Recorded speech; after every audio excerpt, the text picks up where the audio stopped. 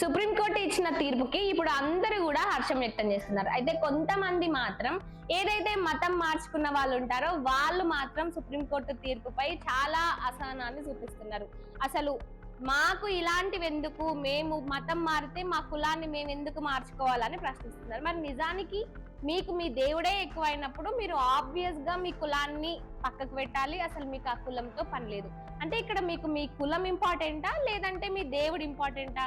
విగ్రహ ఆరాధన వద్దు, అసలు పక్కోళ్ళు ఇచ్చిన ప్రసాదం తినొద్దని ఇంత కట్టుదిట్టమైన నియమాలతో ఉండే మీరు ఈ రోజు ఏదైతే సుప్రీంకోర్టు తీర్పు ఇచ్చిందో ఆ తీర్పును మీరు యాక్సెప్ట్ చేయాలి. ఎందుకంటే మీకు మీ దేవుడే ఎక్కువైనప్పుడు మీరు ఆ దేవుడికే విలువ ఇవ్వాలి, ఆ దేవుడినే నమ్ముకోవాలి. అంతేగాని కులం పేరుతో వచ్చే ఈ రిజర్వేషన్లు వీటన్నిటిని మీకు అవసరం లేదు. అంటే ఇప్పుడు మీకు ఈ కులం పేరుతో వచ్చే రిజర్వేషన్లు కావాలా లేదంటే మీకు మీ దేవుడు కావాలా? అంటే ఇక్కడ మీరు దేనికి ఇంపార్టెన్స్ ఇస్తున్నట్టు? అంటే ఎందుకు మీరు అంటే కేవలం ప్రయోజనాల కోసం మాత్రమే మతం మార్పిడిలు చేసుకుంటున్నారా? అసలు దీని గురించి మీరేమనుకుంటున్నారో కామెంట్ రూపంలో చెప్పండి.